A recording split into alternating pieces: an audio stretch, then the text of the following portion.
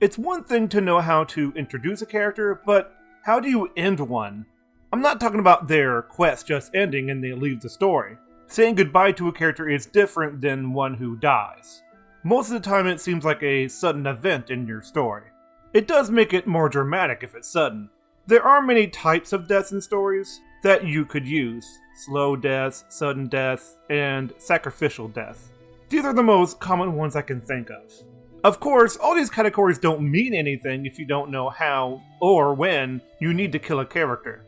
Rather, I think the first real question is why. Why do you want to kill a character? Do they have a purpose to serve in their death? Do your fans hate them? Can you not think of anything else to do with them? All these questions are valid, but are all the methods valid? It all depends on what you're doing and the execution of the method. So let's go over why you want to kill a character. Then the rest of the questions will fall into place. Also, this video will have context used for examples. Heavy spoilers ahead.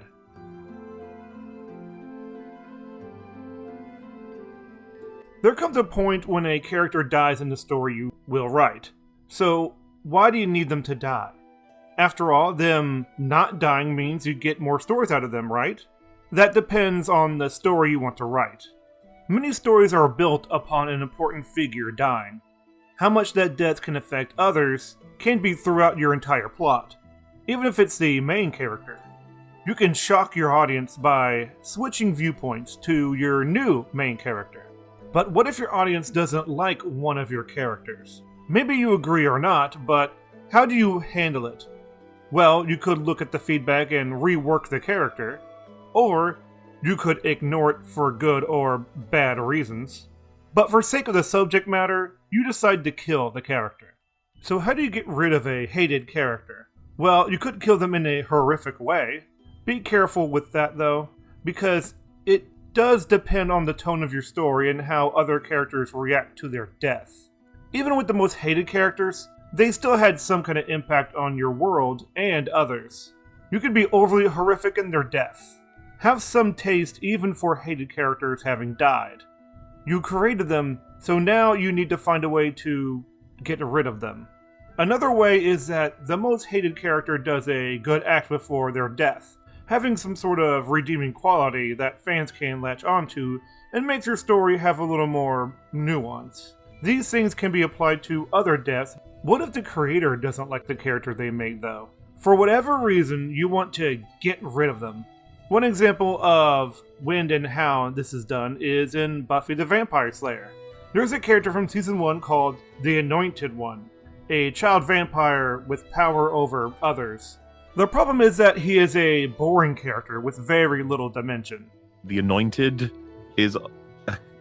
It's like, oh, what if a devil child? And you're like, okay, what are we doing with that? And it's like, well, I don't know. Prophecy Girl, they do kind of ramp up the stakes a bit, but then we have the Anointed One, who right, does nothing. Who is fucking pointless, and it's like the Anointed One shall lead her to her death. Also, you're like, okay, and it was just like he leads her to the death. That's all he does. She was going there anyway, it's just like whatever. And then not to spoil again, but like, what better symbolism of how the show evolves than Devil Child is around and Devil Child is doing. What the fuck is the point of Devil Child? It's like, okay, Spike, he's a vampire who's got a history of killing 2 slayers. He's kind of a punk rocker and he's got a very distinct look. He's British and he's gonna just come on the scene and he's just gonna fucking kill the Anointed. Yeah, You're like, I what? fucking Why? love that so much. For one, the kid was annoying. He had it coming. Yes, okay. He was annoying. You failed. I offer penance. The Feast of St. Vitus has been ruined by your impatience. And if I had to do it all over again, I would do it exactly the same. Only I'd do this first.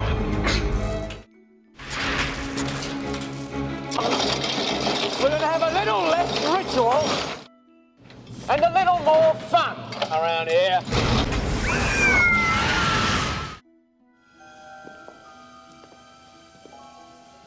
Spike, the new character just introduced, is now the big bad of Season 2.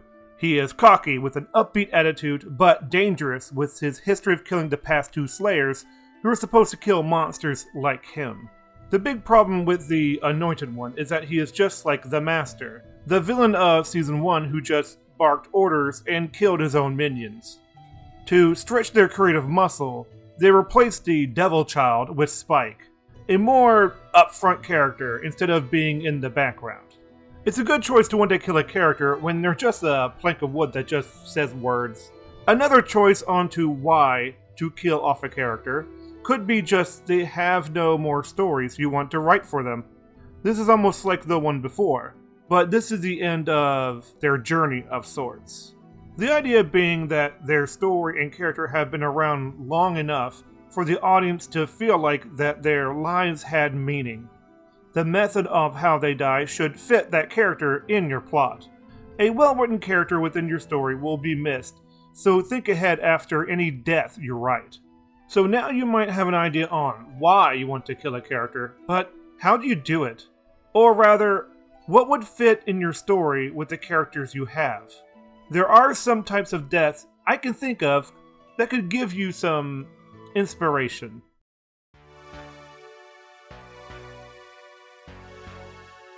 How to kill a character, huh? Well, one thing I can think of is the deaths to motivate others. Most of these are sacrificial deaths, putting one character in the line of fire of sorts to save someone else. There are, I think, the easiest deaths to get a reaction out of people. Instant cause and effect of all characters who witness it. If not, then the effect is delayed. With it being the easiest way to get people to feel for your story, let's make sure it's earned. Good execution of your ideas makes a sacrifice all the more effective. But why do you want to make a sacrificial death to your story? I've already mentioned one reason. Motivating others, I think, is the most popular reason. It's like the hero's journey storytelling tropes George used to do in the original Star Wars trilogy. Obi-Wan gives up his life for many reasons, but the personal one is giving motivation to kill Darth Vader. Lord Vader needs to be killed for the galaxy to be at peace. But I'm going to use another example to fully prove my point. A series that takes advantage of sacrificial deaths is the Jojo Bizarre Adventures. Every season or part has some sort of death that is a sacrifice by the heroes of the story. One example is one of the best fights in Part 3, Polnareff and Iggy versus Vanilla Ice, near the end of the series.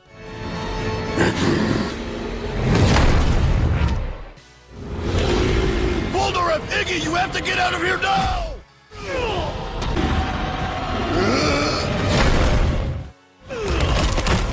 Oh, the hell? What was that thing? It can't be! Huzanda! Abdul! Where are you? Come out, Abdul! Avdol has been reduced to nothingness. Each of you shall fall in line as I scatter your atomic fragments across the deepest recesses of the void. If we all die here, then what was the point of this? One more loop, and it's lights out. Au revoir, Iggy.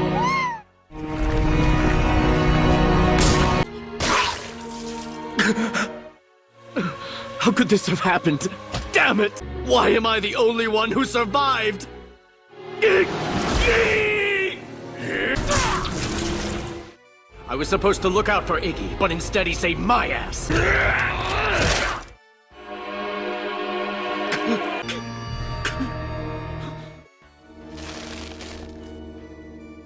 I figured out what you are, Cool Ice. You're an immortal. Dio somehow found a way to transform you. I'm waiting! You're not going to defeat me! Now go to hell, asshole.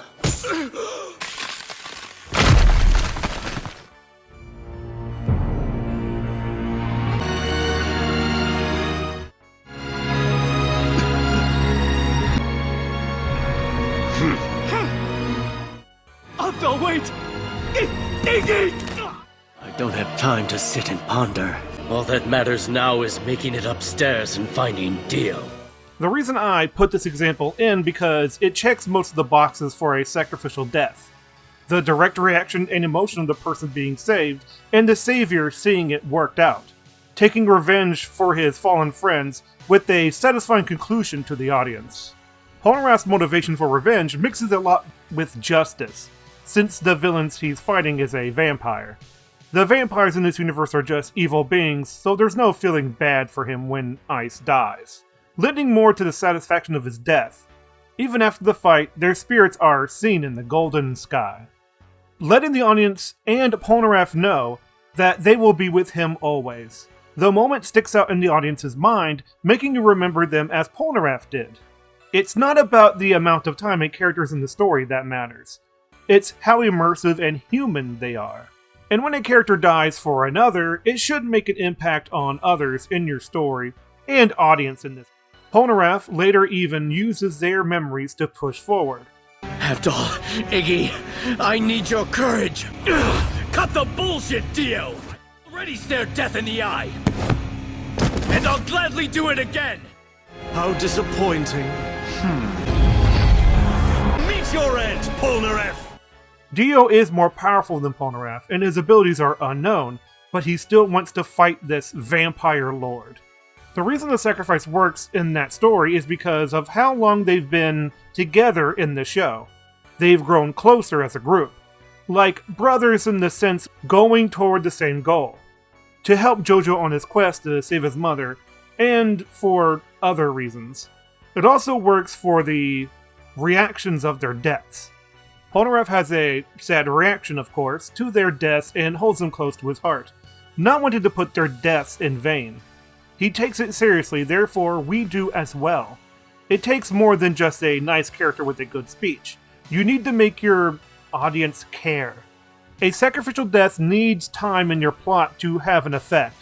If you quickly add a character, then they just sacrifice themselves, then it will have less effect on your audience. I'm not saying it can't work ever, but it makes it tougher to make your audience care. Another way to kill a character is to have a satisfying death for them. What I mean by this is that the audience will find that a character in your story was killed in a justifiable way. No matter how harsh, sudden, or how long the character has been in your plot, the audience will accept it in a cathartic way. This method is commonly attached to villain deaths. People want a despicable person or thing to die in a messy manner, getting what they deserve, as it were. But how do you get there as a writer? Is it as simple as making them the worst thing ever? Well, it depends on the story you want to write. A lot of old animated Disney movies have this sort of death method for their bad guys, for either for the theme of the film or be the opposite of the hero of the piece. The focus is put on other things than the villain. Because of this lack of focus, though, you can use the bad guy for comedy or, like I said before, for thematic purpose.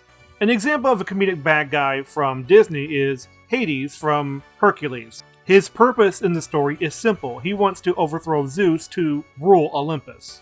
With these simple characteristics, this allows them to write more jokes with his threatening manner. You know, I haven't been this choked up since I got a hunk of moussaka caught in my throat. Huh? Join the celebration. Love to, babe. Have a full-time gig that you, by the way, so charitably bestowed on me, Zeus. What are those? I've got 24 hours to get rid of this bozo. And you are wearing his merchandise! Schmooze. Get your slimy souls off me! You mean if he gets out of there? If is good. Feels so good, I feel a little flush! Now, the more standard way Disney's kill antagonists is to make them evil to the core. The whole thematic thing about making them evil. Making the audience feel that it was a good thing that that bad guy died. There are many examples of this kind of character in Disney, but I'll go with the classic one. Maleficent from the movie Sleeping Beauty. Maleficent is an evil sorceress who is angry not to be invited to the princess's public reveal party. Just an excuse, I think, to act her dark designs. The kingdom is a positive place, and Maleficent is thematically the opposite.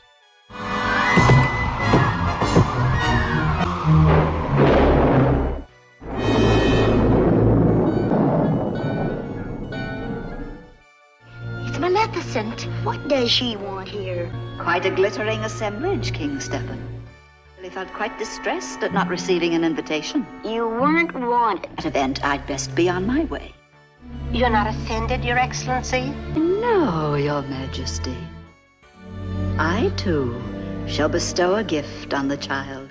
Listen well, all of you.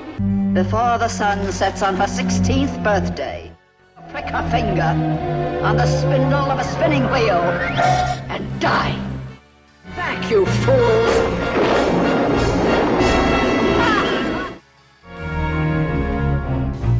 Maleficent has authority in her voice and presence. Sleeping Beauty is a fairy tale story and therefore goes for emotional satisfying moments, but the story's simple nature helps you follow said narrative. This goes back to Maleficent herself. She represents the theme of death, the eternal sleep. The spinning wheel curse is a reflection of that, and the eternal sleep of everyone in the castle. But there is hope in life, in the story, because true love makes life worth living. The Blue Fairy is not as powerful as Maleficent, but she gives the gift to the princess of waking from her sleeping death, to be brought back with the kiss of true love, the light of hope I was speaking of. The true love of the prince has for her confronts Maleficent. And all the powers of hell!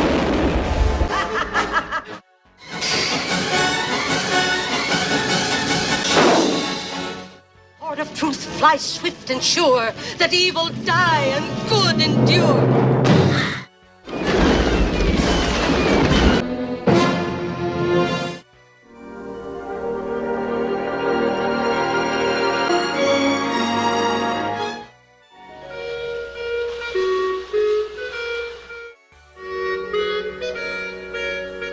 As you can see from the clip, the kingdom comes back to life when she's defeated. As I said, we don't feel bad for her because she is pure evil. It may be simple to just make her evil, but that is what the theme of the story needs to have a fairy tale conclusion. Its quality is a different story apart from it fitting the plot, but there's a topic for another time. Another kind of satisfying death is when a character dies fulfilling their purpose, what they set out to do. This type of character may not mind dying if their purpose is done. This has some crossover with sacrificial death, being okay to die thanks to their choices. Three-dimensional characters have this honor more than any other, I think. It makes it feel earned. Their story arcs are done, so when they die, making it satisfying to your audience. One I could think of is from the show Beast Wars, the Animal Transformers one. Forget about its old CGI looks, and you can find some great character writing. One of the best examples of this is Dinobot. From the beginning, he is a more interesting character. This cannot be Earth. Megatron, you failed. You failed to bring us to the right planet. We stole the golden disc for nothing. You idiot! Beg your pardon? What did you call me? I am taking over.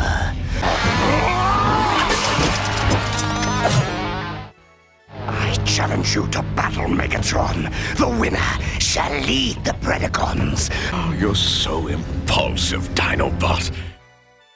Brave, but misguided. There's more to being a leader than simple courage. Isn't that right, Scorponok?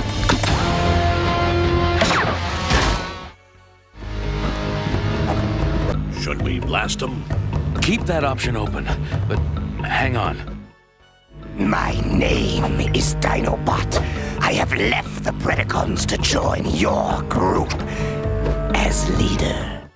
Hereby challenge you, Optimus Primal, to a one-on-one battle, and the loser be destroyed.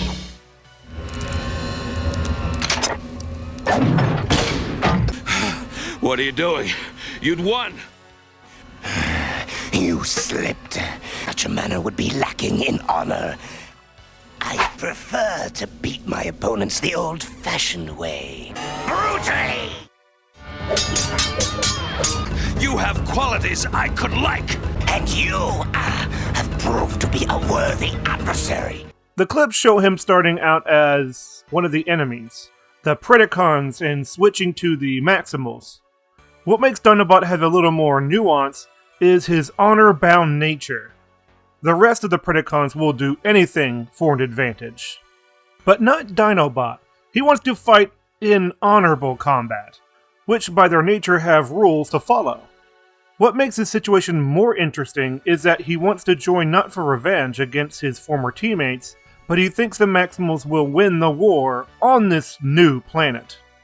Through the ongoing battles and episodes, we get to know more about Dinobot. He gains the trust of some of them, and has a friendly rivalry with Rat Trap, who doesn't like Predacons at all. But something happens later which makes Dinobot think about his position on his new team and in history itself. Termination sequence engaged. Turn to Nexus 0.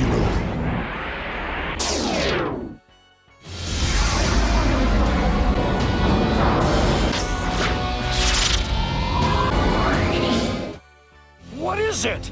I'd say it was the instrument of our destruction.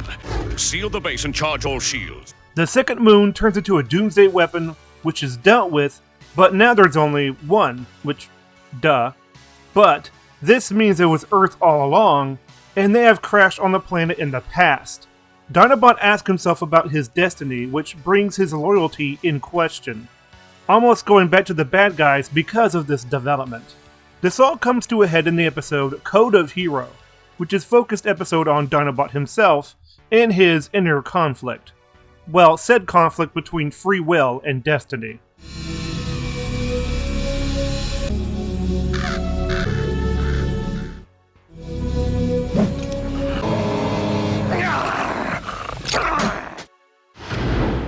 If it ain't the irascible raptor. The base remains infested with vermin, I see. Funny, not much changes around here, except maybe the occasional allegiance. I don't need to explain my actions to you, Mouse. You don't, because they pretty much speak for themselves. I used to figure I had you pegged, but at least you know where he stands. Guess we live and learn. The rodent's words give off the stench of truth. Destiny is one great test in store for us all. Is mine already come? And have I failed it? A deed once done cannot be undone. Realize what this means? When reality alters, the future alters with it. With the golden disc, Megatron's power is limitless. Now, according to this disc, the human race is destined to emerge from this valley. Thanks to their interference, the Autobots defeated the Decepticons, and thus it is the Maximals which rule us, but no longer. He has doubts about his future at first, even to try take his own life, just to avoid the questions. To regain some freedom of his own fate, to not be part of the cog of destiny. His warrior spirit is in tatters, which affects his honor. Later, he sees the future change in real time by watching the Predacon leader Megatron destroy a mountain. Megatron has a golden disc, which allows him to see the future. So if the future can change, then Dinobot can do something to fight destiny. What he does matters. The question that once haunted my being has been answered. The future is not fixed. My choices are my own, and yet I have no choice at all. I am a warrior. Let the battle be joined.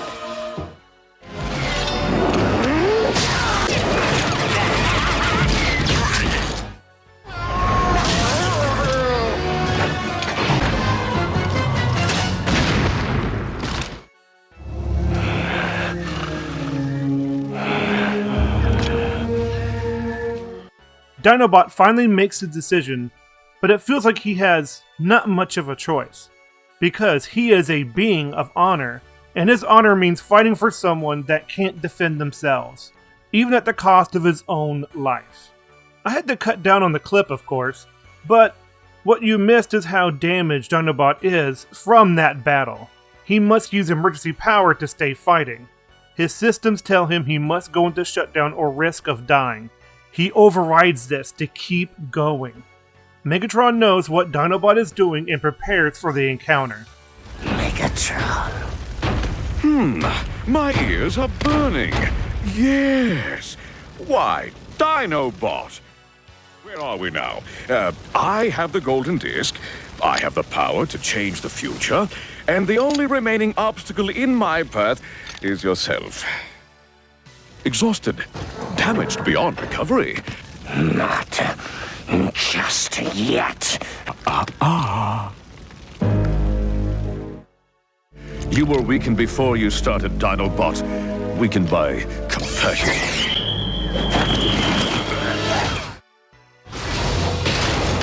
A stick?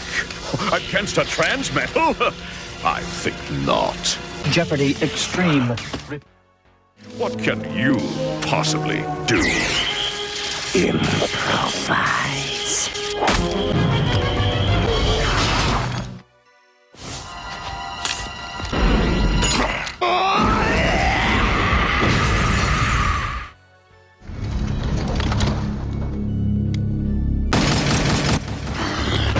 So close.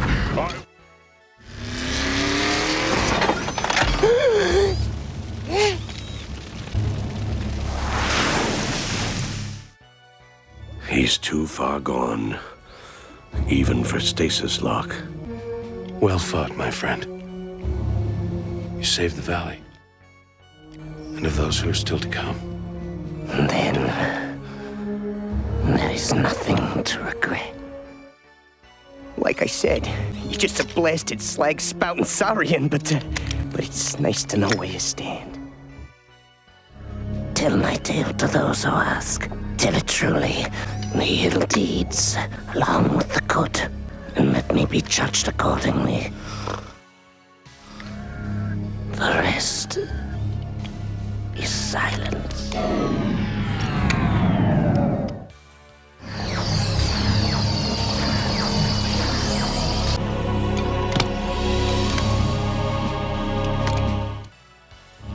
He lived a warrior and died a hero. Let his spark join the Matrix, the greatest of Cybertron.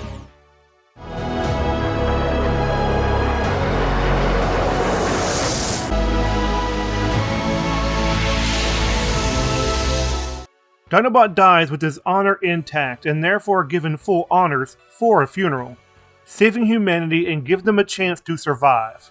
Now, you've probably caught on, but I will explain how this death is satisfying. First, it's not just we spent a lot of time with him throughout the series. Movies or single character episodes can have satisfying deaths too. Dinobot is mostly static for the entire series, and this episode where he dies is him finally making the choice to fight as a Maximal. A good guy. Writing a satisfying death for a character this way is about doing the work to show it in your writing. The stakes are clear in the story and how the creators cared about their characters. If you have respect for your own story and characters, then it shows through your writing. The writers did the legwork to make it work. The audience knows who Dinobot is and knows the risks, but he goes into battle anyway. The creators take it seriously, therefore the audience will also. Insincerity is the death of investment when it comes to a satisfying death or anything in your writing. Taking all the past experiences and applying it to this kind of death is just good practice. Continuity is important because their death is important for who they were up to this point. The writing of Dinobot and what he says has more weight because of what he is doing. Even if it appears too direct dialogue is giving himself the courage to do what he must do. The performance also gives it that extra edge to go above and beyond. But we are just talking about writing. Now let's go for one more obvious kind of satisfying death. What comes to mind most often?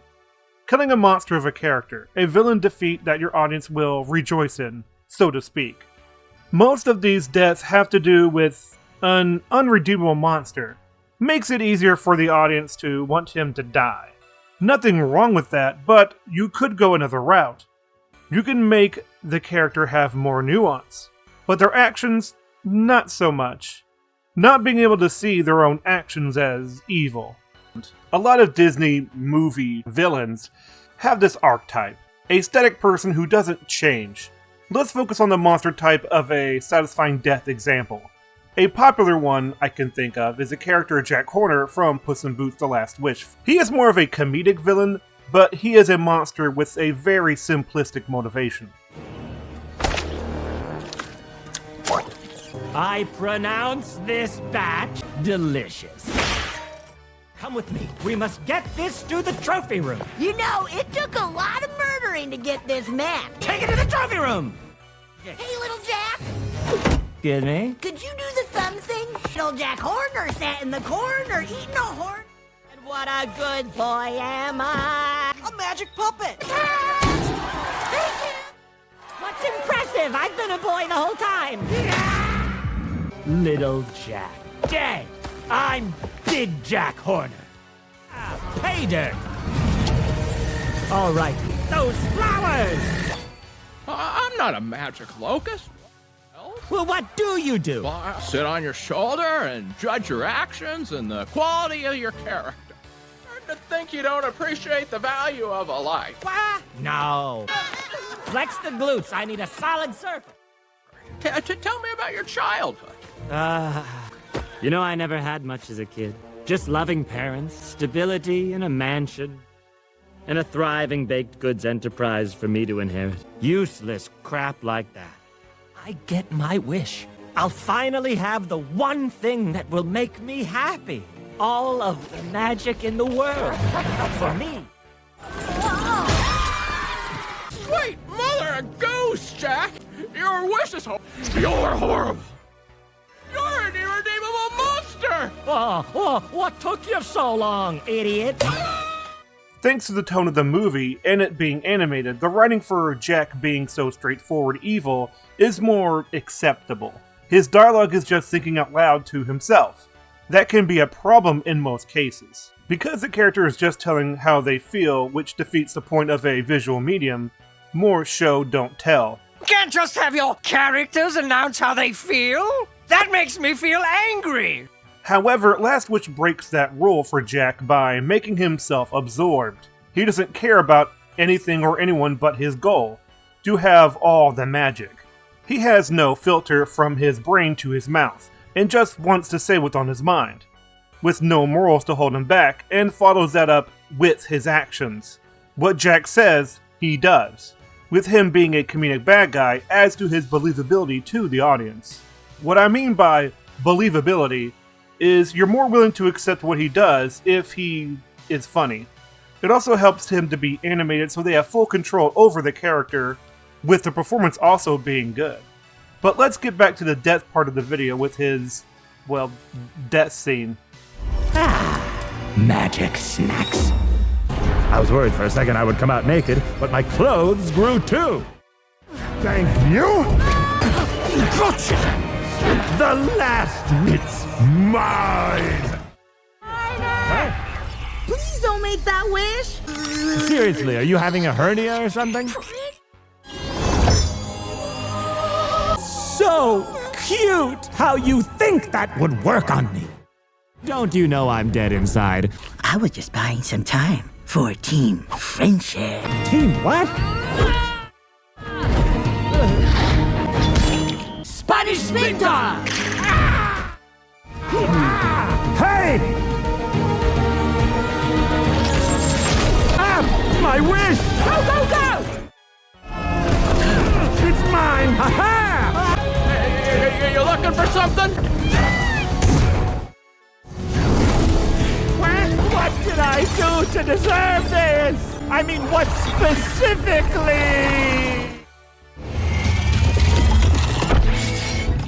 No one feels bad for Jack in the film, and the audience should be in agreement with them.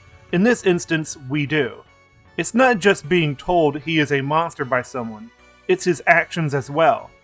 The satisfaction of his death is from being an absolute monster of a person. Now let's focus on another type of subject about character deaths for the next part.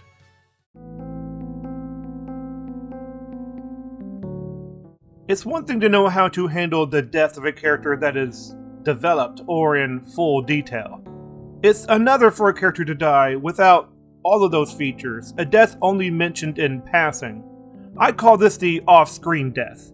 One classic choice is A Christmas Carol, which starts with the Marleys were dead to begin with. The whole point of their deaths is to push Scrooge toward living a better life. The brothers come as ghosts to warn Scrooge of his own sins and to celebrate Christmas as a wondrous holiday. The only thing we know about them is that they were as greedy as Scrooge was. Also, they taught Scrooge how to do his business, as it just involved the love for money. The Marleys as ghosts bear chains and locks, as represented by their selfish and greedy acts in life. Their afterlife is pain and hellish because they did not care for their fellow man.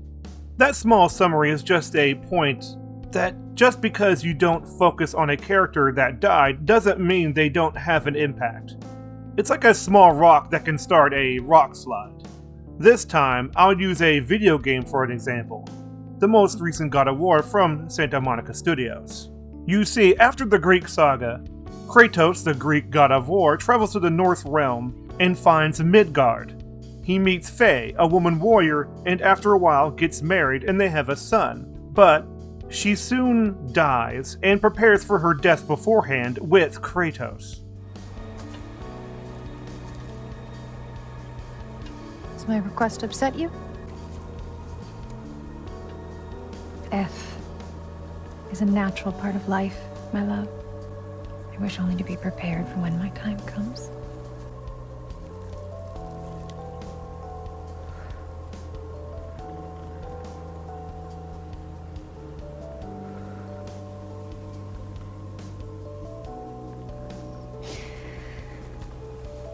We mortals must do such things.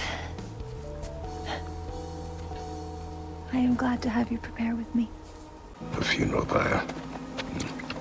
I would have chosen different. Oh?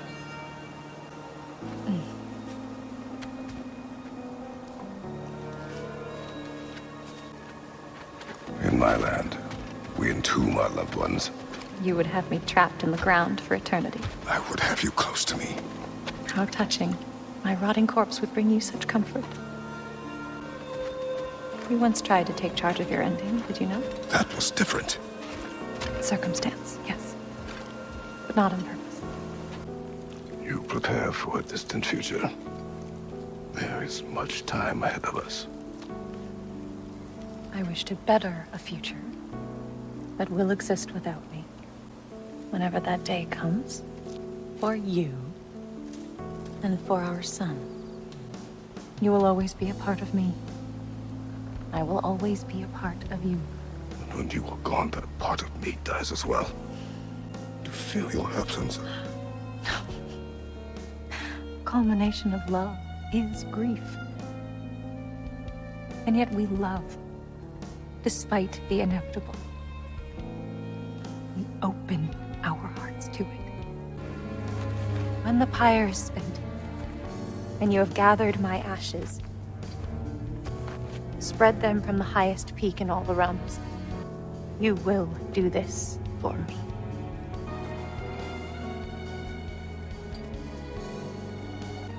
To grieve deeply is to have loved fully.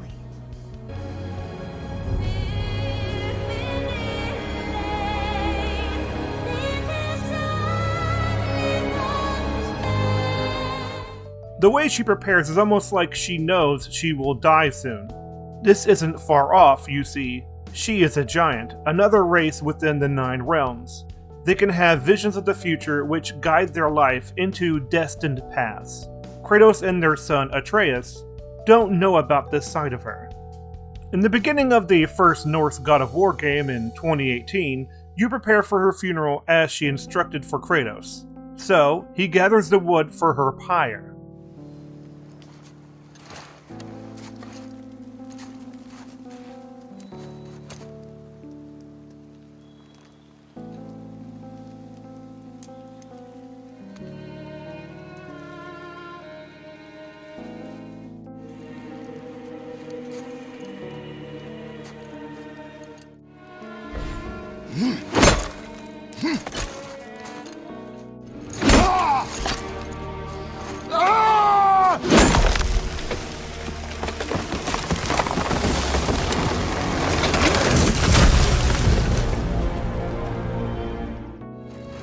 on, son.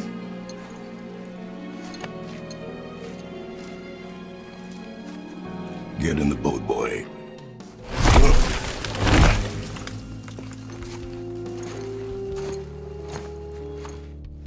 Still want me to tie it to the boat?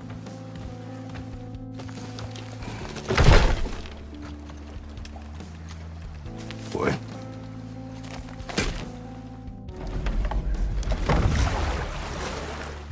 Father, What? did something change? The forest feels different now. Everything is different, boy. That was the last.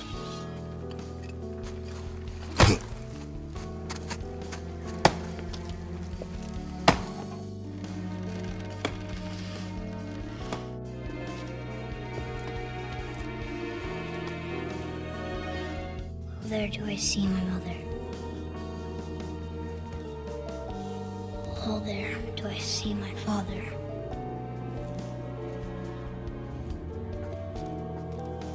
Oh, there do they call to me.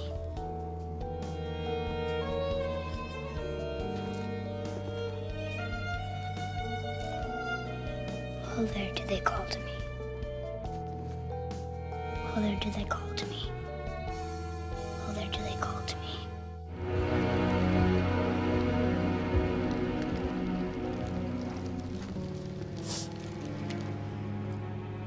She's ready.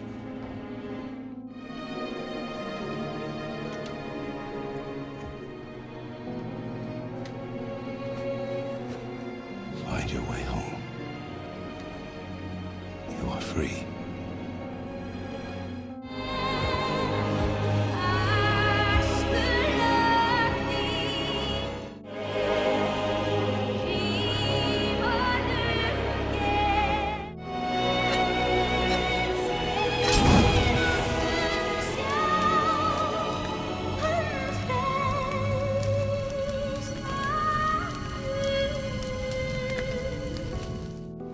This knife. It was hers. Now it is yours. Что делать? What she knew. Show me. Now? Now.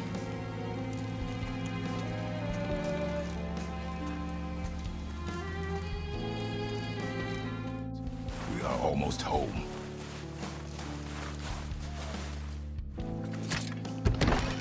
Inside, boy.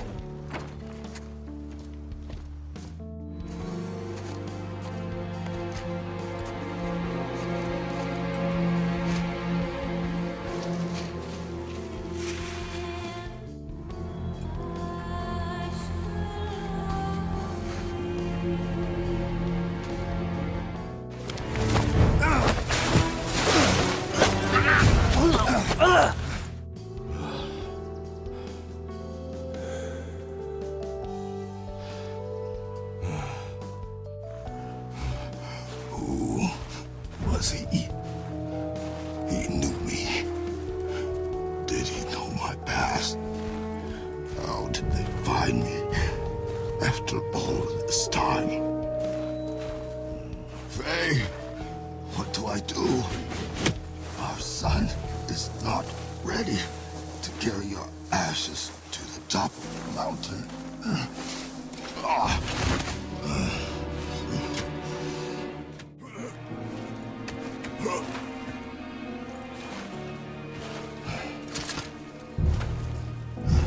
And neither am I.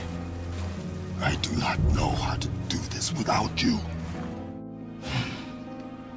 But we cannot stay here. You may have noticed that Kratos is cutting down the trees with her hand symbol on it. That's what she wanted, to cut down those trees with her handprint on it. This prepares her family to move on without her and set father and son on their journey. Even though she's dead, she still has an active role in the story.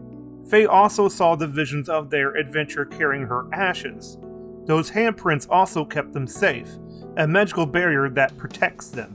Cutting those trees down means now they're vulnerable. Someone comes knocking on their door, a god named Balder. The fight ends with Kratos being victorious, but left in a tough state. Because of all the present dangers, Kratos must leave with his son even though he is not ready. It forces him to bond over their trip. Even though we don't see her death, it affects everyone in the story. Because of her complicated past, you will learn more in the total of the 2 games. Because of some bad things she did, she turned over a new leaf by helping people instead of just doing what she wanted selfishly. Everything you do will affect someone in some way. Faye passed on this way of life onto Kratos and Atreus, as in one side mission in the elf realm Alfheim, Desert Lands. Kratos relights a beacon in the meaning of peace, even though there has been an intense civil war going on for many years, because that beacon might plant seeds of peace within some people to change their minds. That is Faye's influence on Kratos that leads him to help people just as she did. Her influence in the story comes to a head when the fabled Ragnarok has come, the war to end all wars. Odin, the Allfather, the leader of all the gods in Asgard, wants answers for his afterlife. He wants knowledge beyond all knowledge, which is a tear in reality he wants to see into. He needs a certain mass to look into it, though. Atreus saw in a painting that his dad will die. These paintings follow a timeline which includes the future. To stop Kratos' death before it happens, he joins with Odin to subvert and gain knowledge. Odin does want knowledge as well, but he does it to hold it over others. He doesn't want to lose control of his own destiny. He tricks Loki, which is Atreus, to finding the mask pieces to complete it. There's a lot to go over, but these are the basic things you need to know. Thanks to Kratos, though, the mask is theirs and taken from Odin. But war is coming, and Ragnarok is upon them. Kratos is chosen as general, and before the battle, gives a speech to everyone. I came to these lands to escape my past, to start a new life. I can hide no longer. I do not want this war. We have suffered enough. Prophecy did not lead us here, nor will it win this battle. Wars are won by those that are willing to sacrifice everything. If that is the cost of vengeance, so be it. Odin has taken so much from us already. The realms have suffered enough, no matter the cost. This ends today.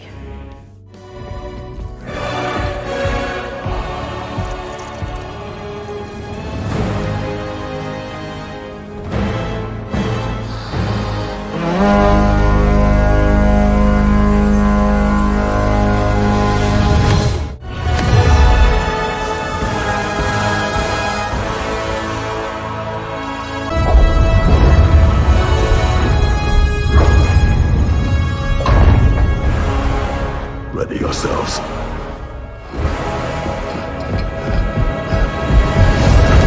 Kratos speaks of vengeance and how he views it. This comes from his past of being the god of war, willing to sacrifice anything in the pursuit of that vengeance because, in war, it's killed or be killed. Odin has taken a lot from the 9 realms, and killed so many directly and indirectly. So vengeance is a valid way to go, but later we get a different point of view based on where Kratos is changing his nature to seeking justice. Sindri? Ah! It's just Sindri! Delightful. Odin's in for it now. I know, I'm late. Where is your army? No more dwarves are dying for this. Sin! Save it! Odin forced them to build those war machines. And I'm here to tear them down. About bloody time he showed up.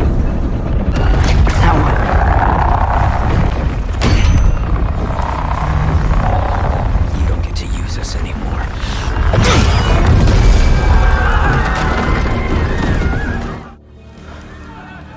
More or less what you wanted. I didn't want this. No. Close your heart to it. Close your heart. Who are they? Midgardians. Odin took them in. They shouldn't be here. They're not soldiers. Odin put them in our path to die. It's war. Wars are won by those who are willing to sacrifice everything. What are you doing? Son, you feel their pain because that is who you are. And you must never sacrifice that. Never. Not for anyone.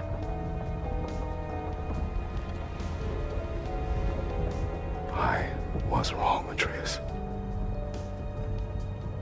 I was wrong. Open your heart. Open your heart to their suffering. That is your mother's wish. And mine as well. Today, son. Today, we will be better. But what can we do? Why have you stopped? Ragnarok is here. We finally have Odin right where we... We will stop Odin. But we did not come to sacrifice the innocent. We will breach the wall at Hrimthor's Flaw. With what army? Atreus and I will be enough. That's suicide. It may be. But we will die seeking justice, not vengeance. Can that weapon break open the flaw? Only one way to find out. Get those people to safety wherever you can find it. We will see it done. Freya and I will do what we can to slow Ragnarok. He was not mindless before. See if he will listen to reason. Odin will not get away. If he does, so help me. I know. Valky! He changes the battle plan to take care of the people and to confront Odin directly. This is Faye's influence on Kratos, which lets him be a better father and to be honest with Atreus. They go through all the barriers and the rest of Odin's forces to get to the enemy base, the cabin in which Odin has built the tear around to study it. The first fight with Odin leads into the basement and the mask Loki has starts glowing, reacting to the tear of true knowledge.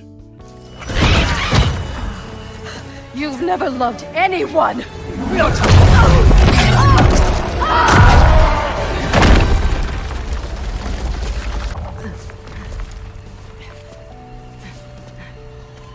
Father? Freya?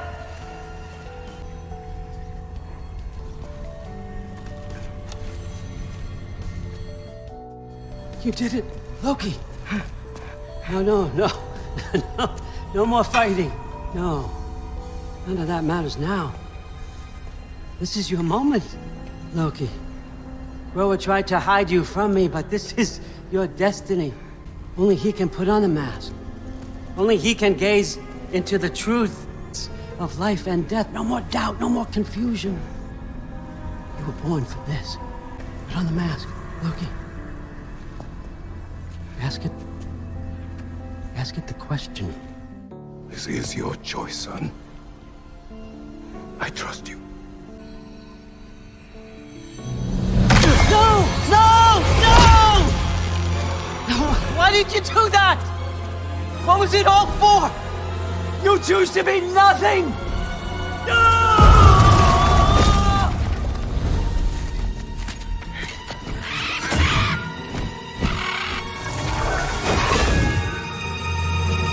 So be it. Attack! You've waited a long time for this, haven't you, Spring?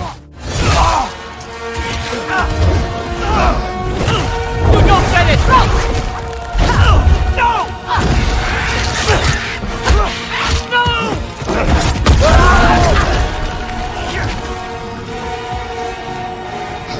You've ruined everything!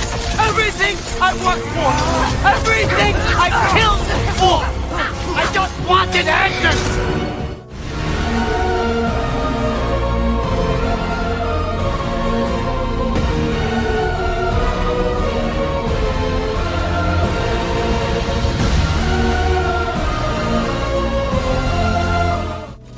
This was our chance, Loki!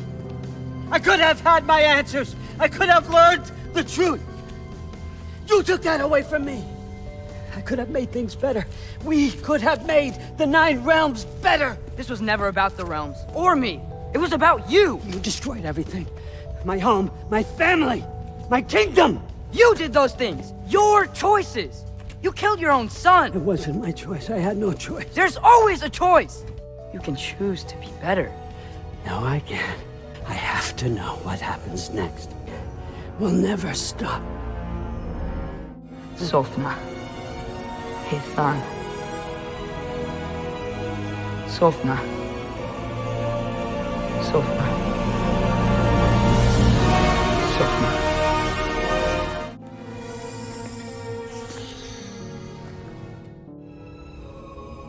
I don't need this to make me whole.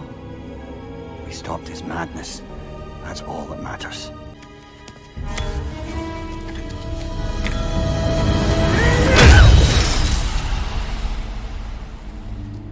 That's what comes next.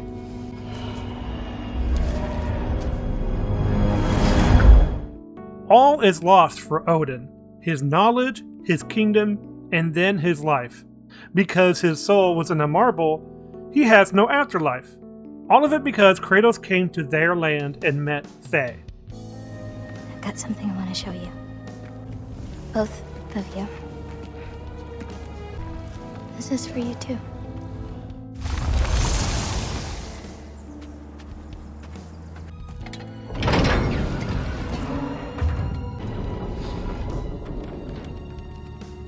Mother? My shrine in Jotunheim. She destroyed it. She didn't want us to know our fate. We forged our own path because of her. She went against her own people. Our people. To protect you. We survived today because of your choices. Who to trust, who to call friend. You are ready. Loki will go. Atreus remains.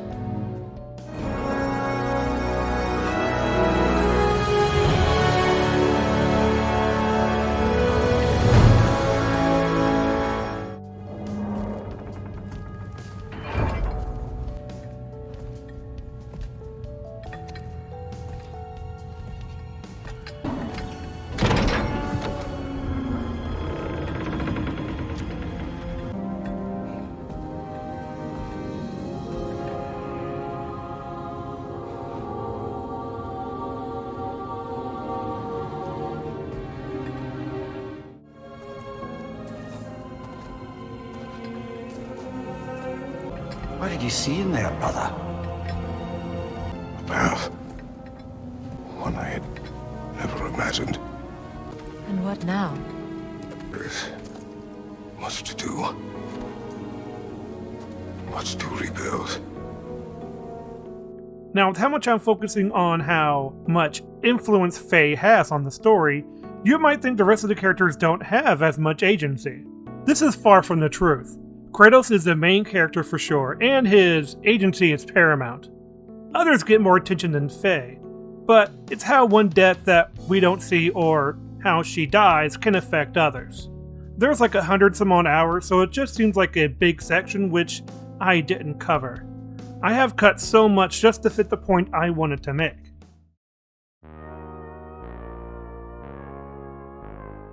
The death of a character is one of the easiest ways to get emotion out of people. To make it worthwhile for your audience, you need to do the legwork. Cause and effect and all that history of your story you need for that written death. What you need that character death for is also important. For all these different stories in the video proves that not all deaths are equal or needed for your plot.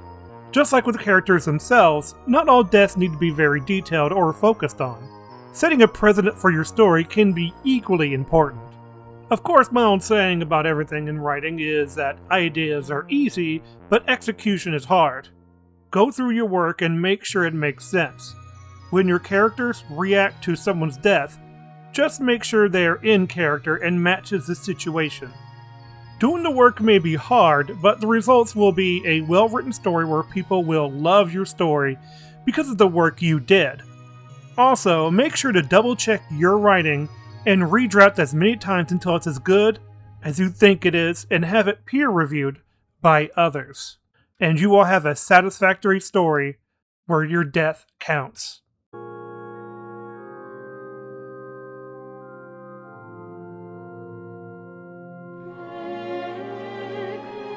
No need to fear, Jono. I'm simply returning to the path I was meant to walk. The path to my origin. I'm going back. That's all. Hardest thing in this world is to live in it. Be brave. Live.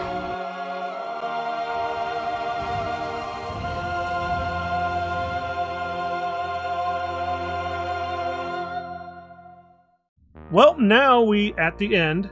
I will recommend you check out the other videos I have and my podcast show, Background Noise. Were also executed right in front of the animals who weren't. And another thing the adaptations leave out, Boxer was almost executed because they both leave out the fact that Boxer did stand up for himself at one point. Stand up for Snowball, you mean? Yeah. Yeah, he stood up for Snowball when Squealer tried to say that Snowball didn't do anything at the battle for the farm. And Boxer was like, no, I remember. He got shot. Protected. Yeah. Snowball protected us. We need to maintain our independence from man. Like a sort of thing. Almost all these things that are good on paper, it starts out as a really positive thing, but then by getting the wrong people in charge and not gatekeeping your ideas and from other things, so you get the wrong kind of people and they end up infiltrating and subverting good ideas. Also, my co-host on Background Noise is Froggo. Go check him out as well. And what's fucking great is that when Kal-El leaves, fucking Kara's mother is like, oh, he's sending the pod for Kal-El to conquer a planet. It's like, wait, you knew? You all knew! So you all knew he was the one motherfucker who wanted to conquer shit, and you guys were just like, oh, Jor-El. That's so Jor-El. We're gonna die. Crypto was an asshole in fucking James Gunn's Superman. Was he? He wasn't even really that much. I mean, he was just a wild dog, but I mean, that's pretty much it the more I think about it. He was just a wild dog. I guess. It's just I don't understand why that dog has never learned manners the whole fucking life that Kara has been raising it. I mean, Kara is a drunk bastard, so... Right? But didn't she get to spend a good amount of time fucking raising it? I guess. On the city? Oh. I don't know how much time passed before that city was like, oh my god, radiation! And hunger and starvation. Yeah, that too. Hunger, starvation, any other synonyms? Fuck you. Funny and insightful. All that being said, I hope you have a wonderful day and stay safe out there, huh?